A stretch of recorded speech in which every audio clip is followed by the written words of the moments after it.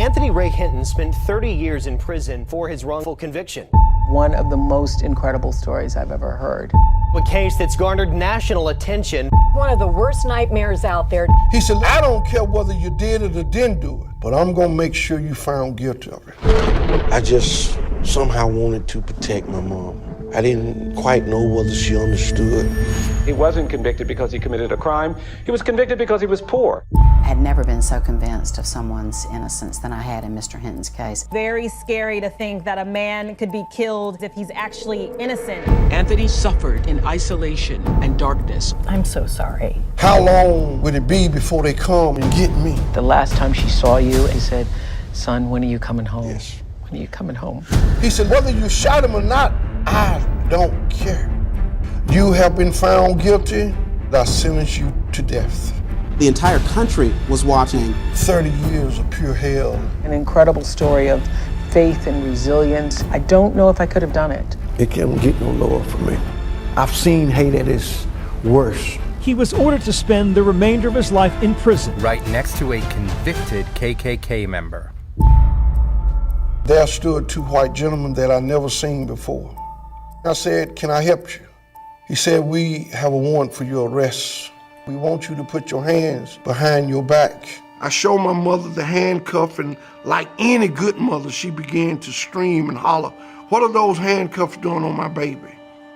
This seemed to set the detective off. He turned around, he looked at me, and he said, we have decided that we're going to charge you with 2 counts of first-degree capital murder.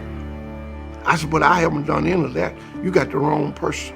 He said, let me tell you something right now. I don't care whether you did it or didn't do it.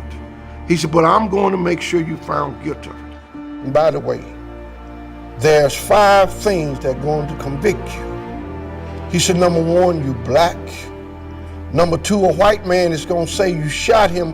Whether you shot him or not, I don't care. He said, number 3, you're going to have a white prosecutor. Number 4, you're going to have a white judge. And number 5, you're going to have an all-white jury. He said, do you know what that spells? And he looked at me and he said, conviction, conviction, conviction, conviction, conviction. He said, I really believe you didn't do it. He said, but since y'all is always taking up for one another, he said, take this for your homeboy. I goes before a judge. The judge proudly stand up and say, Anthony Ray Hinton, you have been found guilty, and it is the order of this court that I sentence you to death. I really lost sight for a few seconds. I was just totally in shock.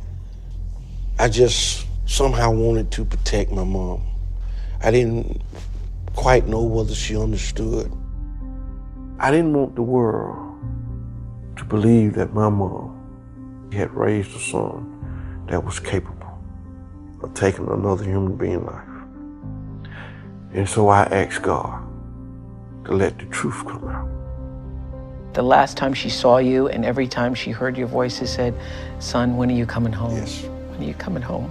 She would ask me that, and I lied to her every time she asked me. Mm-hmm. Mama, they working on it, or they just gonna take some time. And I was transported to death row. I did not say a word to another human being for 3 years. Going into the 4th year, I woke up approximately at 1 a.m.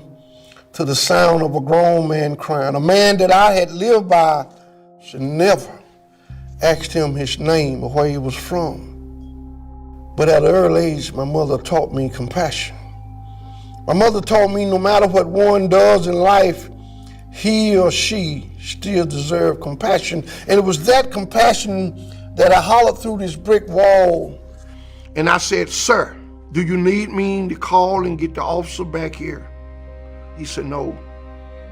My name's Ray, I said. There was silence. There was something in this guy's voice. He sounded alone. I'm from Praco, I said. I'm proud to be the son of Bueller Hinton, The best mother God ever sent down to this earth, who can make a pie like an angel and swat you like the devil if you try to eat it before she says so. I heard a few guys laugh, but I didn't know if the guy whose name I was waiting on was one of them. My mom makes a pretty good pie herself, he finally said. My name is Henry. Henry was a Ku Klux Klansman son. His daddy was a grand wizard in the Klans organization. Henry's father was upset that a black man had got found not guilty in a murder trial, and he ordered them to go out and kill the first black man that they came across. As I got to know Henry and realized that Henry had been taught to hate all his life. I had no anger toward Henry. He had been taught to fear blacks. He had been trained to hate. Henry and I became friends, and before Henry was moved to the death room to wait for his execution, we talked one last time. I'm sorry, Ray. I'm sorry for what I done. I know you are. God knows you are. I don't know if I ever told you this, but I have a brother named Ray. He's my brother too. I could hear that Henry was crying, and my heart broke for him. Henry was my friend. It wasn't complicated. I would show him compassion because that's how I was raised. Compassion doesn't know what color you are, and I think Henry felt more love from the black men on death row than he ever did at a KKK meeting or from his own father and mother. And I was told that Henry said, all of my life, my father, my mother, my community taught me to hate. The very people that they taught me to hate are the very people that taught me how to love. And tonight, as I leave this world, I leave this world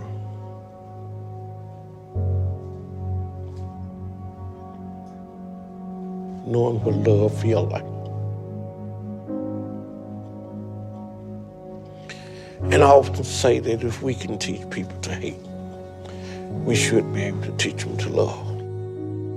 I really believe Henry left this world a better man than he came in it. In 30 years, I witnessed 54 men walk by my cell only to be executed. And I kept saying, how long can I survive this madness? How long will it be before they come and get me? The night I found out that my mom had died,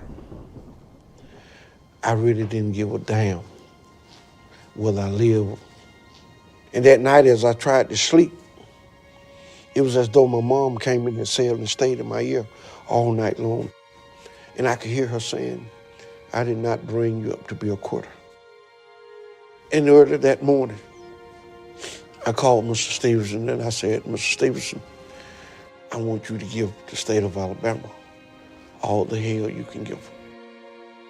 Stevenson and the Equal Justice Initiative spent 16 years working on Mr. Hinton's case. Mr. Hinton should have never been convicted. He wasn't convicted because he committed a crime. He was convicted because he was poor and didn't have the resources to prove his innocence. The United States Supreme Court had finally intervened. The result was a new trial, the break Hinton had been waiting for. The state of Alabama dropped the case after a new look at the evidence could not match the bullets to the gun, and Hinton was released. Thank you, Jesus! Thank you, Lord! It took Mr. Stevenson 16 long years to finally win my freedom. Would you believe this is the first time I've been in the rain in 30 years? It was wonderful. I mean, I could just stayed in the rain that whole day if I could have. And everybody kept saying, get out of the rain, you get sick. I said, I haven't had rain on my body for 30 years. My mom, I still love her. And although she's not here, she will always be in here. There's not a day that go by, not a night that I don't take her photo and kiss and say goodnight, Mom. My mother had worked all her life to have a home built. And when I came home, I wanted to fix this old house up. And it has a connection with me and her. And I did it in her memory. Just because someone do you wrong, it don't make it right that you go do them wrong. I can dwell on the negative and never grow. So I choose to embrace the good. I don't sense any bitterness. Why is that? Bitterness kills the soul. I cannot hate. I've seen hate at its worst. What would it profit me to hate? Death Row taught me that either you love or you hate. Death Row taught me you either help or you harm. Death Row taught me no matter where we are, we still can love and we still can help one another. If we can teach people to hate, we should be able to teach them to love.